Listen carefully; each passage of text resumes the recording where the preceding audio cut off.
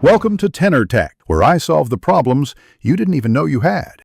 You begin by isolating the core 5-note motif, A, F, C. Play it slowly to hear the intervallic shape. Use a metronome at 60 to 72 beats per minute, so timing becomes second nature. Once done, practice the right hand as single notes, while the left hand holds root and octave to anchor the harmony. This builds coordination and reveals why the motif feels ominous. Make sure to exaggerate the short-long rhythm to capture mood and phrasing. Now you'll add harmony and rhythmic texture to make the melody cinematic. Start left hand alternating root and fifth, adding an octave on downbeats to thicken the sound.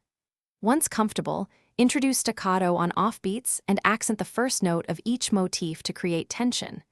Combine hands slowly, measure by measure, so fingerings settle, then ramp tempo in 5 BPM increments until fluid. Doing this explains why the piece feels relentless. Repeated intervals plus tight staccato create the thriller drive. Finish by polishing dynamics and timing to shape the performance. You should build crescendos over 4 to 8 bars, then drop to piano for contrast. This makes the motif theatrical. Once done, add subtle rubato in transitions and use pedals sparingly to avoid blurring the staccato. That's why restraint matters. If something goes wrong, isolate the weak bar, slow it down, and drill the fingering until automatic. Then reintegrate into tempo, making sure accents and rhythm remain precise. Thanks for watching. Subscribe to keep your life in tune.